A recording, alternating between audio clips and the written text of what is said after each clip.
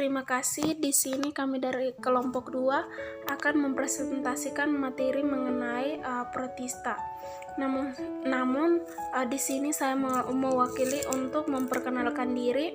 Saya sendiri Ermalinda Nenokovi, yang kedua Maria Astine Bobe, yang ketiga Risna Yanti, dan yang terakhir Yohana Tepuy. Jadi baik, bagian yang pertama itu mengenai pengertian dari protista. Jadi protista itu dibagi menjadi 2 bagian, yaitu protos dan psitos. Pada protos itu merupakan awal atau mula-mula, sedangkan pada psitos itu artinya menyusun. Jadi protista merupakan makhluk hidup bersel satu atau bersel banyak yang tersusun sederhana dan sudah memiliki membran inti. Protista bukan merupakan hewan, tumbuhan maupun jamur. Nah, yang berikut adalah ciri-ciri dari protista. Ciri-ciri yang pertama itu pada protista itu dia bersifat eukariotik, yang kedua itu bersifat uniseluler, dan juga ada yang bersifat multiseluler. Yang ketiga itu cara mendapatkan makanannya. Pada protista itu ada yang fotoautotrof dan juga ada yang heterotrof. Yang keempat itu pada protista hidupnya ada yang koloni, ada juga yang soliter. Bagian yang kelima itu ada beberapa yang memiliki alat gerak yang sederhana. Baik, yang berikut itu klasifikasi dari protista. Klasifikasi yang pertama itu pada protista dia berasal dari beberapa jenis nenek moyang, sehingga secara garis besar dapat dibagi menjadi 3 bagian, yaitu protista mirip hewan atau protozoa, yang kedua protista mirip tumbuhan atau algae, dan yang ketiga itu protista mirip jamur. Yang berikut mengenai ciri umum pada protista. Ciri umum pada protista itu yang pertama bersifat uniseluler, yang kedua memiliki alat gerak, ada yang pseudopodia dan ada juga yang flagel. Yang ketiga itu memiliki alat gerak silia. Yang keempat itu bereproduksi, ada yang seksual dan ada juga yang aseksual.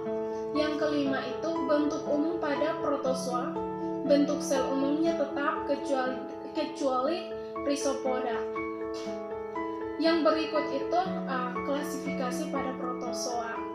Yang pertama rhizopoda yang memiliki alat gerak berupa ciliata, ada juga yang flagellata dan sporozoa. Ciri rhizopoda itu yang pertama bersifat uniseluler, yang kedua bersifat heterotrof, yang ketiga dapat membentuk kista, yang keempat bergerak dengan pseudopoda secara amoebid, yang kelima mencari makan dengan memangsa alga lain, yang keenam reproduksi ada yang aseksual dengan pembelahan biner. Yang berikut pada struktur sel rhizopoda.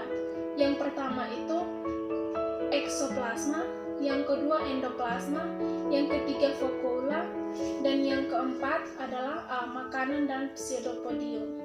Perkenalkan, nama saya Maria Astine Bobe, NPM 33190025. Di sini saya akan membawakan materi tentang klasifikasi rhizopoda. Jadi teman-teman, klasifikasi rhizopoda ini dibagi menjadi beberapa bagian. Yang pertama itu gymnoamoeba. Gymnoamoeba ini hidup di daerah yang lembab, contohnya Amoeba proteus dan Chaos carolinens. Bentuknya itu seperti ini. Yang kedua itu entamoeba. Entamoeba ini hidup sebagai parasit. Bentuknya itu seperti ini. Contohnya itu pada entamoeba coli atau penyakit diare. Yang ketiga itu cercozoa. Bentuknya itu seperti ini. Ini hidup di dalam tanah, memiliki cangkang yang terbuat dari silika atau kapur. Yang keempat itu foraminifera, itu memiliki cangkang yang berongga yang terbuat dari silika atau kapur. bentuknya seperti ini. Dan yang kelima itu radiolaria, itu memiliki cangkang yang berongga yang terbuat dari silika atau kapur juga. Bentuknya itu seperti ini, perannya itu sebagai alat penggosok. Klasifikasi yang berikutnya itu tentang klasifikasi flagellata. Ciri-ciri umum flagellata itu yang pertama itu bersifat uniseluler, yang kedua itu umumnya parasit, yang ketiga itu alat bergeraknya menggunakan flagel, yang keempat itu reproduksinya secara aseksual melalui pembelahan biner. Yang berikutnya itu tentang struktur flagellata. Ini merupakan struktur dari struktur flagellata.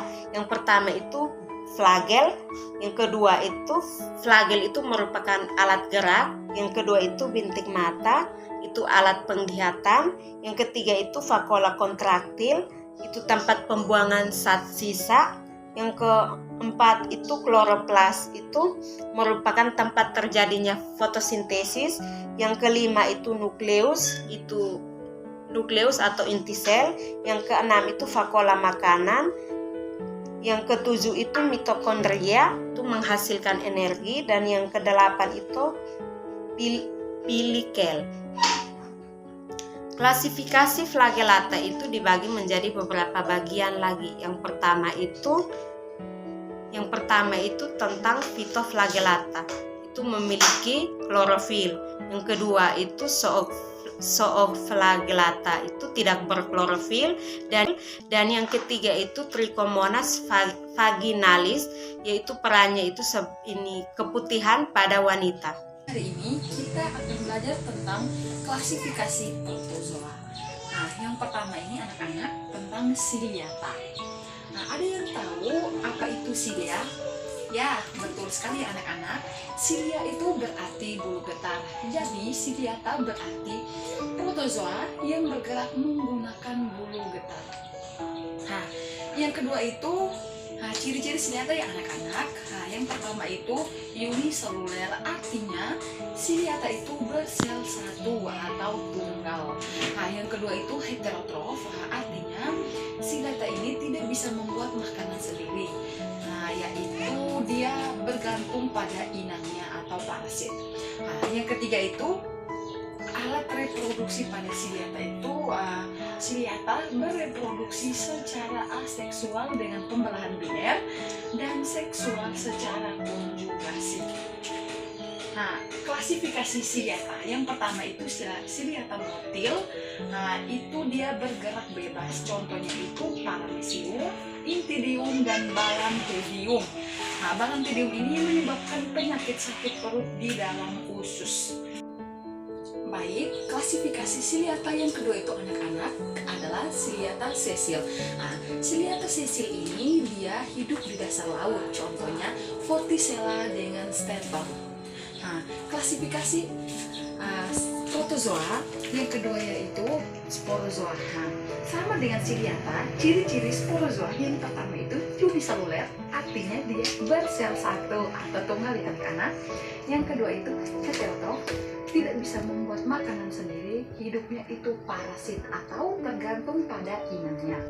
Yang ketiga itu reproduksi sporozoa ini secara aseksual dengan skizogomi dan secara seksual yaitu dengan peleburan mikrogamet dan makrogamet. Nah, yang berikut itu anak-anak klasifikasi sporozoa. Nah, yang pertama itu Plasmodium. Contoh dari Plasmodium yang pertama itu anak-anak Plasmodium falciparum, dia itu menyebabkan penyakit malaria tropika dengan masanya itu 1x24 jam. Nah, yang kedua itu Plasmodium vivax yang menyebabkan penyakit malaria tertiana dengan masanya yaitu anak-anak 2x24 jam. Yang ketiga itu Plasmodium malariae yang menyebabkan malaria quartiana, masanya yaitu anak-anak 1x72 jam. Yang terakhir itu Plasmodium ovale yang menyebabkan penyakit malaria tertiana oval dengan masanya itu 2x24 jam. Perkenalkan, nama saya Yohana Poi, NPM 33190012. Saya dari kelompok 2. Di sini saya akan menjelaskan hidup tentang Kingdom Protista. Sebelumnya kami akan menunjukkan gambar Kingdom Protista. Nah, di sini keterangan Protista, panjangnya 30 cm, lebar 20 cm. Bagian-bagian Protista yang pertama